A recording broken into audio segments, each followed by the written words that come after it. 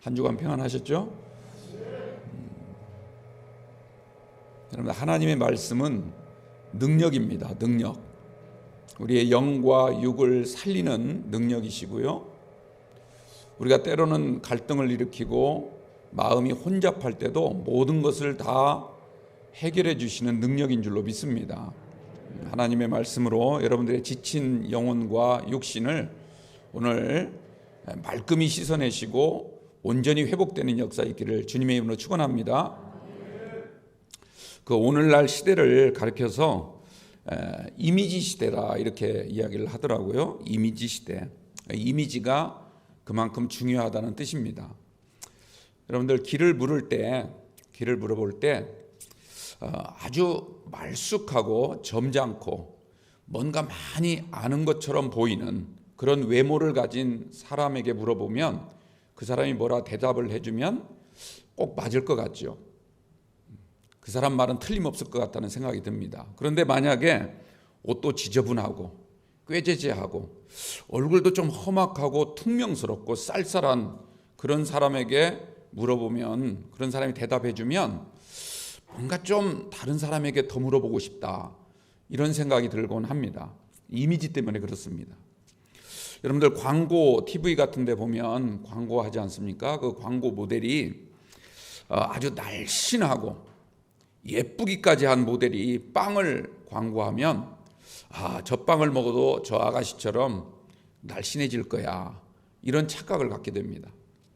그런데 만약 몸이 뚱뚱하고 풍성한 그런 분이 빵을 광고하면 왠지 날씬보다는 영양가가 많을 것 같은 그런 생각을 갖게 되죠. 이미지가 그 정도로 중요하다는 뜻입니다. 그래서 어떤 회사 마케팅 직원이 이렇게 이야기하는 내용을 들어보니까 세상에서 소비자만큼 멍청한 존재는 없다. 그런 말을 했더라고요. 여러분들 기분 나쁘게 들리실지는 모르겠지만 그러나 사실 맞는 말 아닙니까? 요즘에는 교회도 이미지를 강조하는 그런 시대가 되었습니다. 신앙도 이미지, 교회도 이미지, 예수님을 이렇게 우리가 전도하는 것도 이미지, 모든 것을 이미지로 매칭을 시키려고 하는 그런 모습을 우리가 쉽게 발견할 수가 있습니다. 우리가 지난주에 본문 3장 앞에 있는 본문 3장 1절에서 7절 말씀을 통해서 베드로가 단장에 대해서 권면을 했죠. 너희들은 단장하라. 그런데 외모로 단장하지 말고 겉모습으로 단장하지 말고 어떤 장식물이나 액세서리를 통해서 너희를 꾸미려고 하지 말고 너희의 내면, 너희가 정말 마음 중심에 어떤 마음을 가져야 될까 이것을 단장하라. 그 단장이란 말이 코스모스라 이렇게 설명을 드렸습니다. 코스모스란 말은 세상 우주의 질서를 가리키고 있습니다. 또는 하나님의 섭리, 하나님이 이 땅을 어떻게 창조하시고 어떤 질서대로 운행을 하시는가 하나님의 섭리와 뜻을 우리가 코스모스라 이렇게 말씀을 드렸습니다.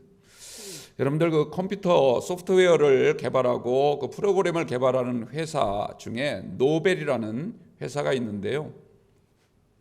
거기 CEO를 지냈던 분 중에 레이 누다라고 하는 분이 있습니다. 이 레이 누다라고 하는 회장이 했던 말이 있는데요. 어떤 말을 했냐면 변화를 거부하는 자는 죽음을 맞이하게 될 것이다. 반면에 변화를 잘 받아들이면 그 사람은 살 것이다. 생명을 얻을 것이다. 그러나 너희들이 정말로 세계를 움직이는 그런 지도자가 되려면 변화를 일으키는 자가 돼야 된다. 이렇게 말을 했습니다. 여러분들 우리가 늘 변화에 힘쓰시기를 바랍니다. 하나님 말씀을 듣고 우리의 속사람이 변화되는 놀라운 은혜가 있기를 바랍니다. 여기서 말하는 변화는 영어로 말하자면 체인지가 아니라 이노베이션, 속사람이 바뀌는 겁니다. 내면이 변화되는 걸 말하고 있습니다. 여러분 우리의 겉모습만이 아니라 우리의 속사람이 변화되어서 정말 하나님이 우리의 속모습을 보시고 우리의 진짜 사람을 보시고 야 새로워졌구나, 야 정말 바뀌었구나 인정하실 만한 그런 마음의 단장을 하는 우리 영광교회 모든 성도님들 되시길 바랍니다. 이 점을 우리가 생각하면서 오늘 본문을 한번 살펴보도록 하지요. 특별히 오늘 말씀 가운데 8절이 가장 중요한 말씀, 오늘 설교의 핵심입니다. 오늘 8절 말씀을 보면 마지막으로 말하노니 이렇게 시작을 하고 있습니다. 이 마지막으로 말한다라는 말은 이제 모든 말을 다 마치고 결론적으로 이 말을 한다 이런 뜻이 아닙니다.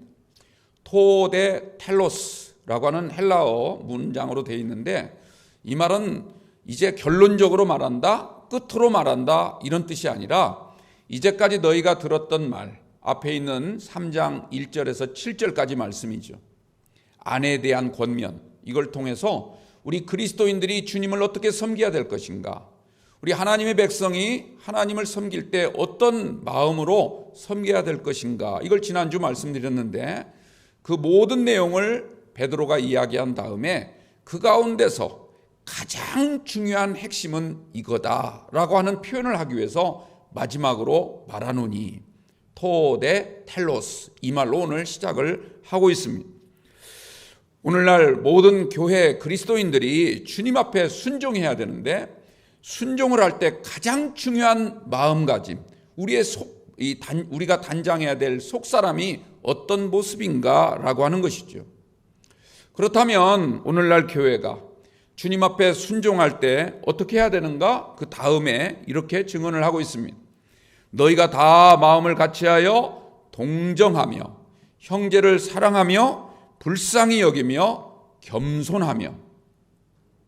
우리가 그동안 신앙생활 하면서 수없이 많이 들었던 말씀이죠. 근데 여러분들 이 말씀은요, 평범한 가르침 같지만 우리가 늘 듣는 가르침이다 보니까 쉽게 여러분들이 넘어갈 수 있는데 사실 오늘 이 말씀은 성경 전체의 핵심이라고 할 수 있습니다. 성경 전체의 핵심이자 십계명을 가장 짧게 요약한 그런 권면, 그런 가르침이라고 말씀을 드릴 수가 있습니다. 여러분들 십계명이 무엇입니까? 십계명은 성경의 핵심입니다. 우리 믿음의 성도들이 살아가야 될 윤리적인 어떤 삶의 근간이 바로 십계명입니다. 어떤 분은 그런 말씀을 하시더라고요. 성경을 짜내면 결국 남는 것은 십계명이다. 이런 설명을 하시는 분이 있습니다. 여러분들 유대인들은 이 십계명이 얼마나 중요한지 이것을 또다시 여러 가지로 나누어서 613개의 계명으로 만들었습니다. 다윗은 15가지로 요약을 했고요. 이사야는 11가지로 더 축약시켰습니다. 그리고 미가 선지자는 3마디로 줄였습니다. 그리고 나중에 가서 예수님께서는요, 이것을 2가지로 간단하게 우리에게 말씀해 주셨습니다. 그게 마태복음 22장 37절에서 40절에 나와 있죠. 마음을 다하고 목숨을 다하고 뜻을 다하여 주 너의 하나님을 사랑하라. 이것이 크고 첫째되는 계명이다.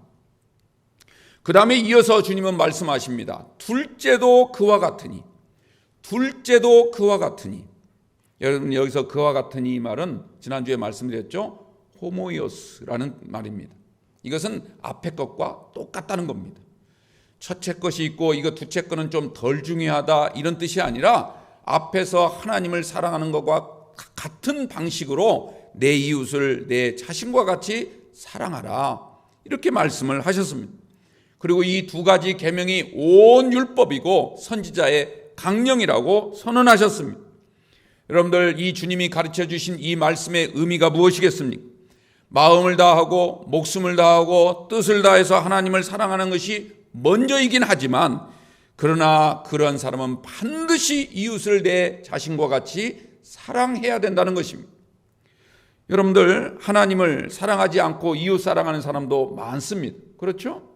하나님을 믿지 않으면서도 정말 어려운 이웃을 보면 달려가서 도와주고 여러 가지 모든 것들을 챙겨주는, 어떻게 보면 하나님 성도보다도 더 이웃에게 많은 자선을 베푸는 사람들 이 세상에 참 많습니다. 그러니까 여러분들 이 주님이 하신 말씀은 어떤 뜻이냐면, 물론 하나님을 사랑하지 않고도 이웃을 사랑할 수 있지만 그러나 너희는 하나님을 먼저 사랑하고 하나님을 사랑하는 그 마음을 가지고 이웃을 사랑하는 것, 하나님을 사랑하는 것이 우선이라는 겁니다. 하나님을 사랑하지 않고 이웃을 사랑할 수 있으나 그것은 하나님과 무관하다는 겁니다. 하나님을 먼저 사랑하면서 그 사랑하는 마음을 가지고 이웃을 사랑할 때 하나님의 은혜가 임하게 되고 하나님이 하신 일이 되는 겁니다. 일은 내가 한 거지만 그 일을 통하여 하나님의 영광이 나타나는 줄 믿으시기 바랍니다. 그게 우리 하나님을 믿는 신앙인이 해야 될 일이라는 거죠. 하나님을 사랑하지 않고 이웃에게 자선을 베풀고 여러 가지 구제 활동을 할 수 있지만 그것은 하나님과 무관한 겁니다. 구원과는 무관한 겁니다. 그러므로 우리는 하나님을 먼저 사랑하면서 그 다음에 그 사랑으로 이웃을 사랑할 줄 아는 그런 성도가 되시기 바랍니다. 또 반대일 경우도 있죠. 하나님은 사랑한다 하면서도 이웃에 대해서는 아무런 관심 없고 돌아보지 않는다면 그것은 바른 믿음이 아니라는 겁니다. 그것은 정말 하나님을 믿는 믿음이 아니라는 거죠. 그래서 둘째도 그와 같으니 호모이오스, 둘째도 똑같다는 말입니다. 하나님을 사랑하는 것처럼 똑같이 이웃을 사랑하는 것, 이것은 이어져 있는 문제지 이것은 따로 떼어놓을 문제가 아니라는 설명을 주님이 하신 겁니다. 우리는 주님을 사랑한다면 그 사랑하는 마음으로 주님이 명령하신 이 두 번째 계명도 똑같이 그와 같은 방식으로 우리가 행할 수 있는 믿음의 성도들이 다 되시기를 주님의 이름으로 부탁을 드립니다. 다시 오늘 본문을 볼까요? 마지막으로 말하노니, 그만 이 말은 지금부터 내가 하는 말이 가장 중요하다, 이런 뜻입니다. 그리스도인들이 실천해야 할 아주 구체적인 행위가 무엇인가, 이걸 우리에게 말씀하고 있습니다. 중요한 것은 여러분들 이런 행동, 지금부터 베드로가 말하는 이런 여러 가지, 지금 4가지의 중요한 단어를 말하고 있는데요, 이것을 언제 행하라는 겁니까? 너희들이 고난을 받을 때, 너희들이 정말 이 땅에 살다가 어려움을 만나고 시련 중에 있다 할지라도 그럴 때일수록 이 4가지 권면을 잊지 말고 행하라, 이렇게 지금 명령을 하고 있습니다. 여러분들, 우리가 이웃을 돌보고 형제를 사랑하며 불쌍히 여기고 또 겸손한 모습으로 살아가는 것, 물론 보통 때도 그렇게 해야 되겠지만 특별히 우리가 고난에 처했을 때, 어려움에 처할수록 그런 때일수록 이런 행동은 더 빛이 나는 법입니다. 여러분들, 이것을 우리 주님이 바라보고 있다는 사실을 기억하시고 우리가 힘들고 어려울수록 이런 믿음으로 삶을 살아갈 때 주님은 우리를 여전히 바라보고 계시고 세상 사람들이 인정해 줄 것이고 주님이 가장 고귀한 행위로 우리를 인정해 주실 줄로 믿습니다. 오늘 8절에 4가지 행위가 나오죠. 첫째는 뭡니까? 동정이라고 말합니다. 동정. 두 번째는 뭡니까? 형제를 사랑하며, 그리고 세 번째로는 불쌍히 여기며, 네 번째로는 겸손하라. 여러분들, 이 말들이 다 비슷비슷한 말처럼 보이지만 다 서로 다릅니다. 서로 이어져는 있지만 서로 다른 그런 권면의 말씀입니다.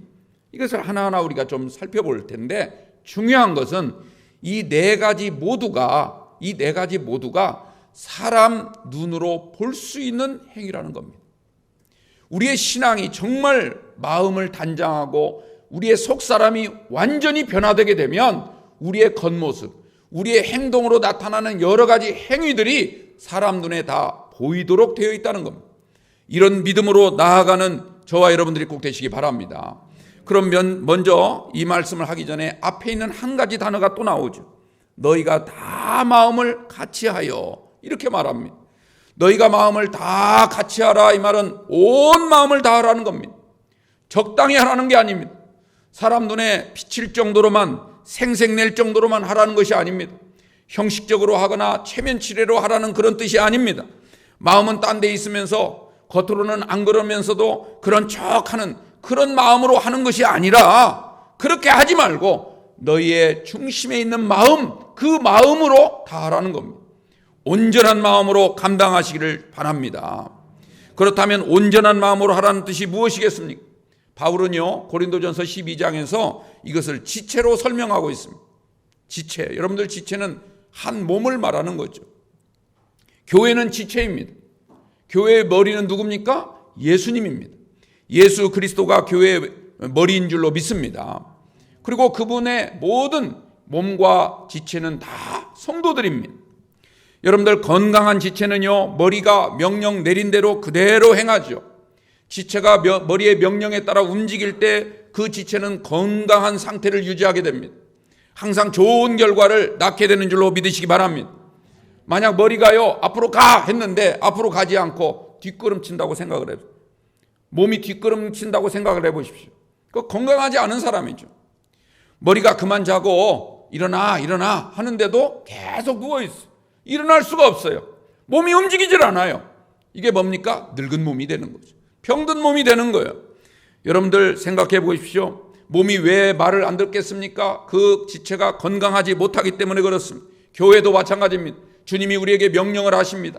날마다 또 주일마다 달마다 해마다 우리에게 말씀으로 명령을 하고 계신데 몸이 따라주지 않는 거예요. 몸이 움직이지 않습니다. 아는 것과 믿는 것이 따로 노는 거예요. 이것은 건강하지 않다는 겁니다.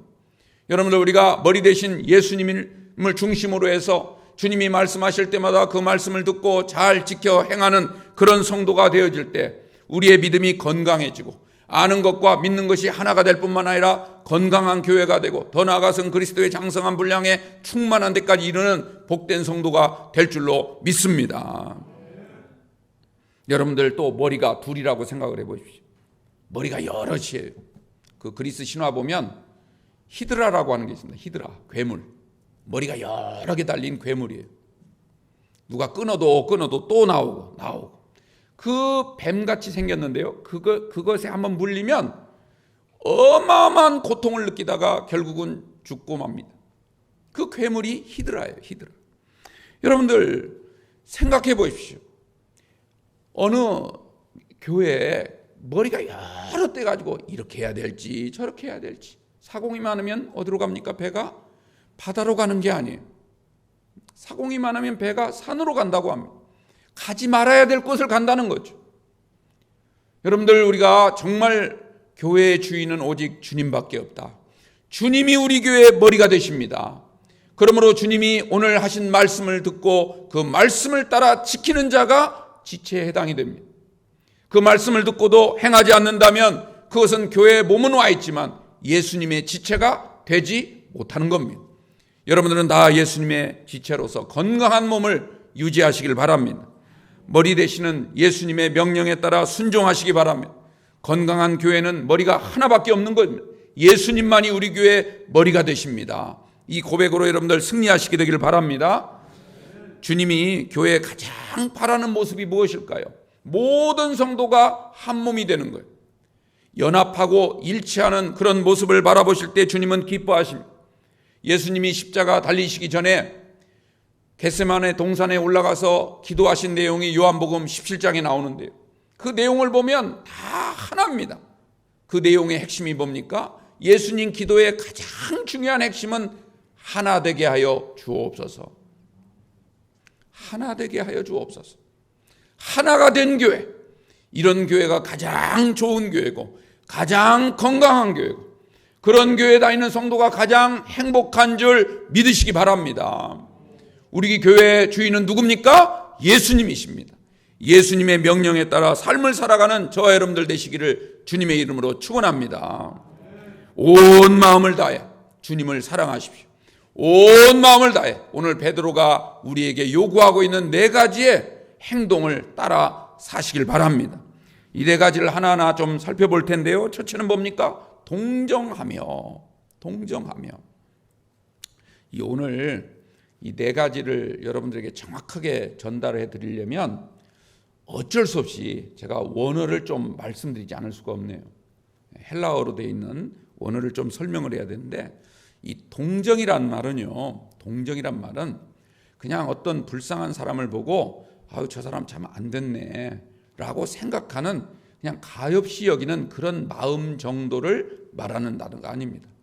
이게 쉼마테스라고 하는 단어인데요. 이 쉼마테스라는 단어는 그냥 딱 해서 몇 푼 도와주는 그 정도의 어떤 자선이나 구제를 가리키는 말이 아니고 상대방의 지금 형편과 처지 안으로 들어가는 걸 말합니다.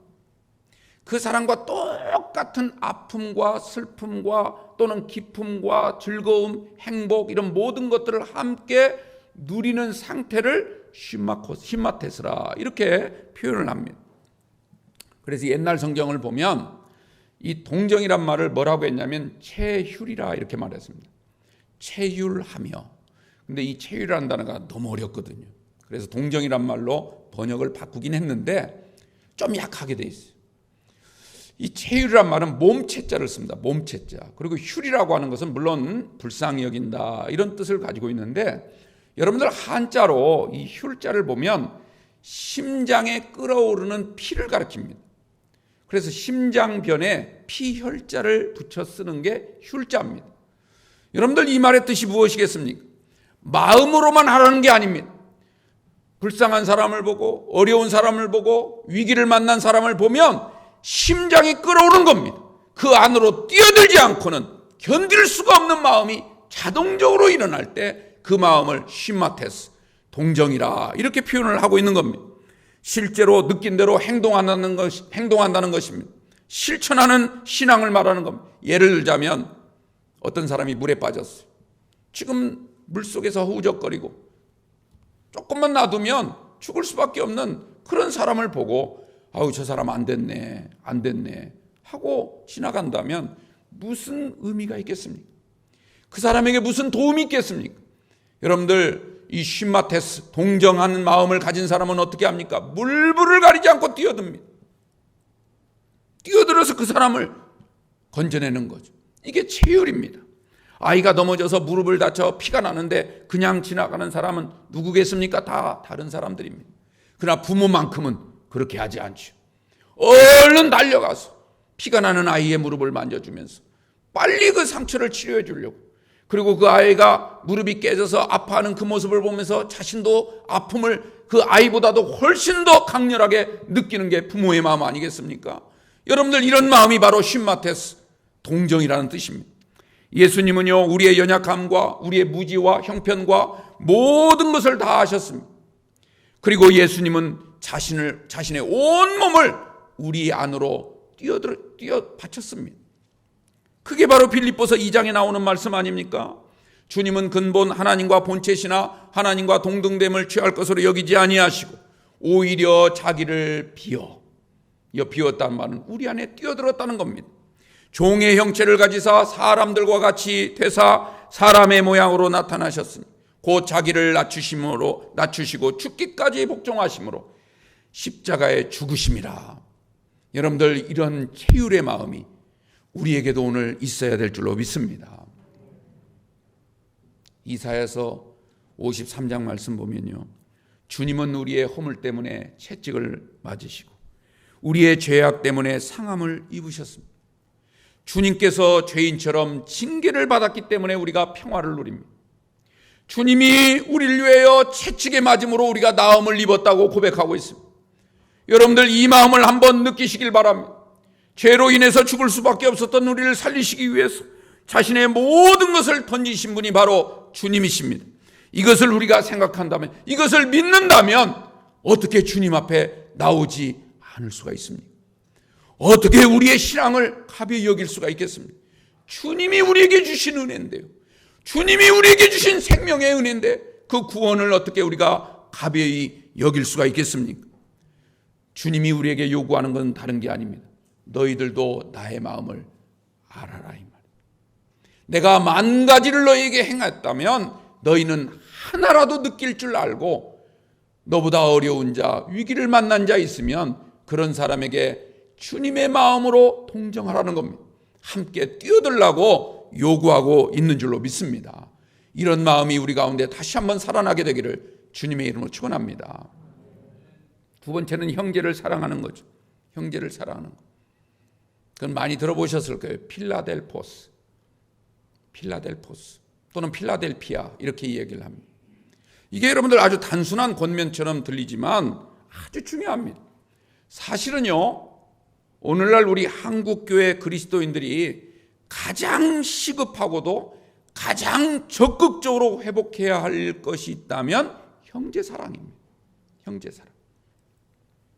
형제사랑은 어떤 모습일까요? 주님은 그런 말씀을 하시죠. 여기 양 100마리가 있는데 그 중에 하나를 잃어버렸어요. 물론 그 양이 잘못한 거죠.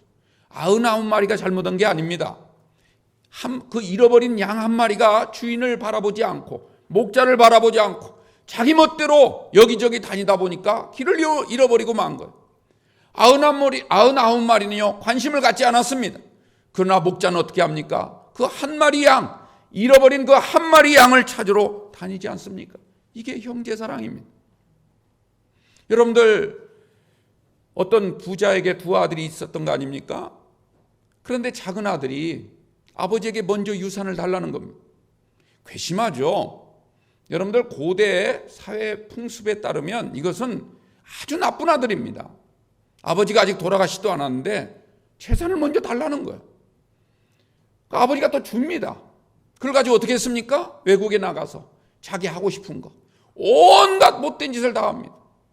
돈을 다 탕진해 버렸습니다. 탕진해 버리니까 그때부터 뭐가 왔습니까? 또 기근이 왔다는 거예요. 너무너무 살기가 힘듭니다. 죽을 수밖에 없는 지경에 놓이게 되었습니다. 나중에는 쥐엄나무 열매를 먹으면서 근근히 하루 연명하고 있는데 어떤 생각이 드냐면, 아유, 내 아버지에게 돌아가야 되겠다. 물론 나는 이미 내 몫을 다 받았는데 그래도 내가 살 길은 거기밖에 없는 것 같다. 이런 생각이 들어서 모든 죄를 뉘우치는 것에 그치지 아니하고 아버지께 돌아갔습니다. 그때 아버지가 어떻게 했습니까? 너 이미 내 재산 다 가지고 간 녀석이, 네 멋대로 다 쓰고 탕진해버린 녀석이 무슨 낯짝으로 왔느냐, 이렇게 말하지 않았습니다. 아버지는요 그 아들을 품에 품고요, 그 더럽고 냄새나는 그 아들을 가슴에 품고요, 금가락지를 끼워주고 소고기를 잡아오라고 잔치를 벌여줬습니다. 그게 형제사랑입니다. 큰아들은 어떻게 했습니까? 괘씸하게 생각했죠. 내가 아버지하고 함께 있을 때는 이런 잔치 한 번도 베풀어주지 않더니 저 집 나간 녀석, 자식 같지 않는 저놈이 돌아오니까 어떻게 그럴 수 있느냐고 푸념을 드러놨죠. 어쩌면 그런 모습이 우리의 모습일 수 있습니다. 여러분들, 우리가 주님의 마음을 가진다면 집 나간 탕자가 돌아왔을 때 죽어버린 아들을 다시 얻은 것처럼 그런 마음으로 여러분들 우리의 형제를 사랑할 줄 아는 믿음의 성도들이 꼭 되시길 바랍니다. 여러분들 꼭 기억하십시오. 사랑이라고 하는 건요, 계산적이고 이기적으로 하게 되면요 사랑할수록 상처만 남습니다. 그런 사랑은. 그러나 여러분들, 우리가 그러니까 사랑을 하긴 하는데 너무 자기 이기적으로 해요. 너무 계산적으로 합니다. 그러면 상처만 남는 거예요. 힘이 소진됩니다. 위로를 받기는커녕 여러분들 사람에게요 몹쓸 짓만 행하는 거예요. 사랑한다는 미명을 가지고 거짓을 행하는 거예요. 그러나 우리가 주님의 사랑으로 성도를 사랑하게 되면 어떻게 됩니까? 힘을 얻습니다. 서로가 위로가 됩니다. 서로가 만나기만 하면 행복합니다. 여러분들, 이런 교우관계가 되시기를 바랍니다. 오늘날 사람들끼리 사랑하는 모습 보면요 예전 같지가 않아요. 잘 생각해 보십시오. 그러나 여러분들, 내가 힘들고 어려울 때 그래도 가장 내가 의지할 수 있고 내가 아프다는 거, 내가 지금 이렇게 힘들다는 걸 얘기할 수 있는 상대가 누굽니까? 그래도 교인인 거예요. 그래도 성도인 거예요. 같은 교회에서, 같은 공간 안에서 신앙생활하는 우리 모두가 힘들고 어려울 때일수록 우리가 그래도 한마디 건넬 수 있고요, 한 번 더 찾아갈 수 있고요, 한 번 더 위로해 줄 수 있는 유일한 동반자라고 하는 사실을 기억하십시오. 자식도 멀리 있으면 소용없더라고요. 그냥 문안 인사 정도, 어려울 때 몇 푼 보내는 정도, 그거죠. 별거 없더라고요. 그래도 우리 속장님들이, 그래도 우리 기관장님들이 어쨌든 관심 가지고 여러분들을 방문하고 위로하고 그렇게 여러분들과 함께 살아가지 않습니까? 사도행전 2장 말씀을 보십시오. 오순절 성령 충만을 입은 성도들이 어떻게 했습니까? 그 말씀 가운데 가장 중요한 말은요, 날마다 성전에 모이기를 힘썼다. 날마다 성전에 모이기를 힘썼다. 또 사도행전 4장 32절에도 비슷한 말씀이 나옵니다. 믿는 무리가 한 마음과 한 뜻으로 모여서 하나님을 찬미하며 예배했다. 이렇게 말하고 있습니다. 왜 그랬을까요? 그 사람들이 왜 그랬을까요? 자칫 잘못하면 죽을 수도 있는데, 붙잡혀 갈 수도 있는데, 모든 것이 다 망가져 버릴 수 있는데, 그들이 왜 그랬을까요? 모이는 것 자체가 기쁨이었습니다. 모여서 예배드리는 것 자체가 힘이었습니다. 세상에서 온갖 찢긴 마음으로 살다가도 주님 앞에 나오면 그 마음이 풀어지고요, 치유가 되고 회복되는 것을 경험했습니다. 아, 내가 살아있구나. 살아있음의 존재감을 느낄 수 있는 게 예배였습니다. 오늘 여러분들 이런 일들이 우리 가운데도 날마다 일어났으면 좋겠습니다. 믿음의 교우들을 사랑하십시오. 여러분들 그 사랑을 통하여 여러분들이 득을 보게 될 줄로 믿습니다. 계산하지 말고 사랑하면 계산할 수 없는 유익이 생길 줄로 믿습니다. 세 번째로요, 불쌍히 여기며 유스플랑크노스 이렇게 되어 있습니다. 이 말은요, 두 개의 단어가 합쳐진 거예요. 유라는 단어가 있고요, 그 다음에 스플랑크논이라는 단어가 합쳐졌는데, 유라는 말은 좋다, 굿, 행복하다, 선하다, 훌륭하다, 아 그거 주님의 마음과 똑같다, 이런 뜻을 가지고 있는 게 유라는 단어입니다. 그 다음에 스플랑크논이란 말은 이 가슴 속에 있는 창자를 가리킵니다. 창자, 우리 내장, 고통스러울 때 어떻게 하죠? 창자가 막 끊어질 것 같다는 표현을 하죠. 애가 끊나, 이 애자가 창자 애자. 또 간장이 녹는다는 표현을 하죠. 이게 스플랑크논이에요. 여러분들, 우리가 불쌍한 사람을 보았을 때, 불쌍한 사람을 보았을 때 창자가 끊어지는 듯한 느낌을 가지십니까? 지금 간장이 녹는 것 같은 그런 마음을 가져야 됩니다. 그런데 이런 마음은 어떤 마음인가? 유라고 했죠. 좋은 마음이라는 것. 이런 마음은 주님의 마음이라는 겁니다. 이런 마음이 자동적으로 일어나야 된다는 거예요. 자동적으로 일어날 때 좋은 마음이라는 거예요. 보기만 하면 그런 마음이 나도 모르게 자동적으로 일어날 때 그게 선한 일이고, 그게 주님의 자녀다운 아름다운 모습이라는 거예요. 여러분들 이 사실을 꼭 기억하시길 바랍니다. 자동차를 이렇게 운전하시는 분들 보면, 저도 자동차를 운전하는데 갑자기 앞에 어떤 장애물이 딱 나타날 수 그럴 때 있죠. 그럴 때 어떻게 하죠? 브레이크를 밟아야 될까 말아야 될까 고민하십니까? 앞에 사람이 딱 나타났다고 쳐요. 아이, 그냥 갈까 밟을까, 이런 고민하십니까? 아니죠. 자기도 모르게 자동적으로 브레이크를 밟아야 됩니다. 그게 상대를 살리는 길이니까, 또 내가 그걸 그렇게 해야만 되는 일이니까, 윤리적으로 맞는 일이니까. 여러분들, 주님이 우리에게 주신 지금 이 불쌍히 여긴다라는 말은 바로 그런 뜻입니다. 오늘 우리가 이런 마음을 꼭 갖게 되기를 바랍니다. 누군가 고통당하고 힘들어하고 성도들 가운데 정말 슬픔을 당한 그런 사람의 모습이 있다면, 그 모습을 볼 때 여러분들 자동적으로 가슴이 끓어올라야 됩니다. 간장이 녹는 것 같은 마음을 가져야 됩니다. 예수님이 마태복음 5장, 6장, 7장에서 산상수훈을 가르쳐 주셨죠. 그야말로 참 금과 옥조와 같은 아름다운 말씀들이 거기 다 들어있는데요. 거기에 보면 그 여러 가지 가르침이 나와 있지만 가장 핵심이 뭔지 아세요? 오른손이 행하는 걸 왼손이 모르게 하라는 거예요. 이 말은 무슨 뜻이냐면, 여러분들이 어떤 사람을 보면 자동적으로 그 일에 참여하고도 내가 잘했다 생각을 안 하는 거예요. 그냥 이건 하나님이 나에게 주신, 주님이 나에게 베풀어 주신 은혜라고 생각하고 한 거기 때문에 주님의 영광이 드러나야 되지 왜 내가 드러납니까? 오른손이 한 일을 왼손이 모르게 하라는 말은 바로 그런 뜻입니다. 너희가 대접을 받고자 하는 대로 먼저 남을 대접하라고 성경은 말하고 있습니다. 그런 마음을 가져야 된다는 거예요. 여러분들, 주님이 우리를 구원하신 것은 주님이 그런 마음속으로 창자가 끊어질 듯한 그런 심정을 가졌기 때문에 우리 가운데 달려오신 줄로 믿습니다. 그래서 주기도문에서 주님이 뭐라고 말씀하십니까? 우리가 우리에게 죄진 자의 죄를 용서한 것 같이 주님 나의 죄를 용서하여 주옵소서. 여러분들, 이 말의 뜻은 무슨 뜻이겠습니까? 우리가 항상 주님의 마음으로 다른 사람의 죄를 용서하고 품어줄 줄 아는 그런 불쌍히 여기는 마음을 가져야 된다는 거죠. 여러분들, 모든 구원의 출발은 하나님의 긍휼로부터 시작이 된 겁니다. 하나님이 우리를 향하여 긍휼히 여기셨기 때문에 구원 역사가 있을 수 있었던 겁니다. 하나님의 긍휼로 시작해서 긍휼로 끝나는 게 바로 성경의 말씀입니다. 긍휼과 자비가 신앙의 핵심입니다. 이것을 베드로는 뭐라고 말합니까? 불쌍히 여기라, 이렇게 오늘 설명을 하고 있습니다. 오늘 우리가 이러한 마음, 이런 긍휼한 마음을 가지시고 이런 마음이 우리 가운데서 자동적으로 일어날 수 있도록 항상 주님의 마음을 체휼하실 수 있는 저와 여러분들이 되시기를 주님의 이름으로 축원합니다. 끝으로 마지막 하나 남았죠? 겸손. 겸손. 이 겸손이라는 단어가 좀 어려운 단어예요. 어려운 단어입니다.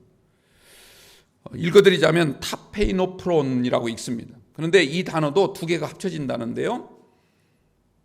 간단하게 설명하자면 우리말 성경에는 그냥 겸손이라고만 돼 있지만 원래 이 단어는 두 가지 단어라고 했죠. 겸손과 온유를 가리키는 겁니다. 겸손과 온유라는 말이 합쳐진 말이 바로 이 오늘 겸손이란 말로 그냥 대표성으로 이야기를 하고 있습니다. 여러분들, 예수님께서 마태복음 11장 29절에 뭐라고 말씀하셨죠? 나는 겸손하고 온유하다. 나는 온유하고 겸손하다. 그 말씀, 이 단어가 바로 오늘 말씀이에요. 거기서는 두 개로 이렇게 나눠놨지만 사실은 같은 단어입니다. 또 예수님이 뭐라고 말합니까? 그 말씀을 하신 다음에 나의 멍에를 메고 내게 배우라 그러죠. 이 배우라는 말은 너희도 이 마음을 가져라, 이런 뜻입니다. 그대로 본받으라. 너희 심장 속에 품고 다녀라, 이런 뜻입니다. 여러분들, 우리가 주님의 겸손, 주님의 온유를 늘 우리의 마음에 품고 다니게 되기를 바랍니다. 그 14세기 때 가장 뛰어난 영성가 중에 한 분이 누구냐면 마에스터 에카르트라고 하는 그 영성가가 있습니다. 근데 그분이 쓴 책에서 이런 얘기를 했습니다. 하나님과 하나 되기를 원한다면 그런 사람은 오직 겸손을 통해서만 가능하다. 하나님과 하나 되기 원한다면 오직 겸손을 통해서만 가능하다. 왜냐하면 하나님은 낮은 곳에 계시기 때문이다. 하나님 나라 가는 길은 올라가는 계단이 아니라 내려가는 계단이다. 만일 겸손한 자가 지옥에 떨어진다면 하나님은 더 이상 천국에 계시지 아니하고 지옥에 계실 것이다. 이런 말을 했습니다. 겸손한 사람에게는 지옥도 천국과 같은 곳이 될 줄로 믿습니다. 여러분들, 겸손이 얼마나 중요한지, 여러분들 겸손이 주님이 얼마나 가장 사랑하시는 것이 겸손한 사람입니다.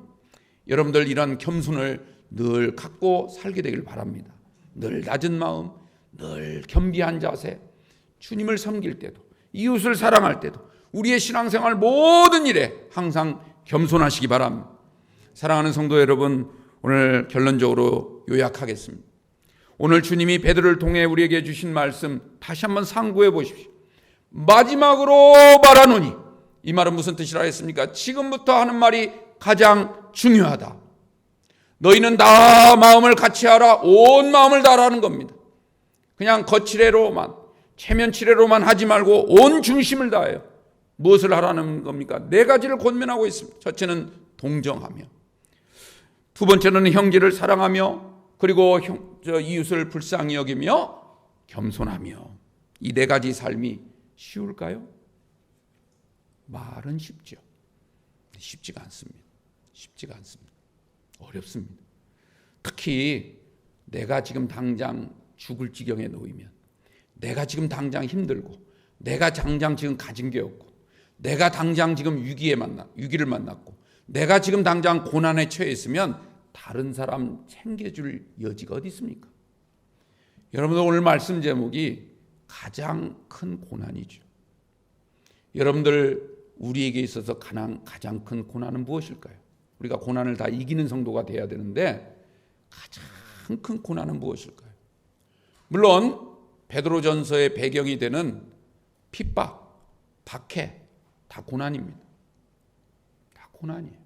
내가 어려움을 당하고, 또는 내가 위기에 처하고, 내가 지금 시련의 과정을 겪고 있는 이런 상황이 얼마나 힘듭니까? 이게 다 고난이에요. 그런데요, 진짜 고난은, 가장 큰 고난은 그런 상황에서도 동정할 줄 아는 게 고난입니다. 그런 상황에서도 형제를 사랑하는 마음을 가지는 게 진짜 고난입니다. 그게 힘든 겁니다. 내가 지금 불쌍한 처지에 있는데도 나보다도 더 어려운 그런 사람을 바라보고 그 사람에게 손을 펼 줄 아는 게 진짜 고난입니다. 내가 지금 겸손할래야 겸손할 수 없는 그런 상황에서도 내가 주님 말씀을 순종하고 겸손에 처하려고 온 몸과 마음을 다하고 몸부림을 치면서 주님 말씀 안에 굴복하는 그게 고난입니다. 이런 고난을 감당하시길 바랍니다. 이런 고난을 반드시 이기고 나아가게 되기를 주님의 이름으로 축원합니다. 우리 성도들에게 있어서 가장 큰 고난은 물리적인 고난이 아닙니다. 겉으로 다가오는 고난이 아닙니다. 그런 고난을 만났을 때 우리의 마음이 어떤 마음을 가지느냐, 우리의 속사람을 어떻게 단장해 나가느냐, 이게 정말 고난입니다. 이 고난을 반드시 이겨야 될 줄로 믿습니다. 사랑하는 성도 여러분, 지금 많이 어렵죠? 힘들죠? 다들, 특히 우리 교회 성도들 대부분 연로하신 분들 많고 또 육신적으로 허약해지신 분들 참 많습니다. 기저질환 있는 분들도 많습니다. 그런데 이럴 때일수록 다른 사람을 생각하고 교회를 생각하고 교회의 머리 대신 주님을 생각하시고 하나님의 우리에게 주신 영원한 나라를 생각하십시오. 그래서 그 고난을 반드시 뚫고 지나갈 수 있는 그런 믿음과 은혜와 용기가 여러분들에게 있기를 주님의 이름으로 축원합니다. 그런 이미지로 살아가시기를 주님의 이름으로 축원합니다. 기도하겠습니다.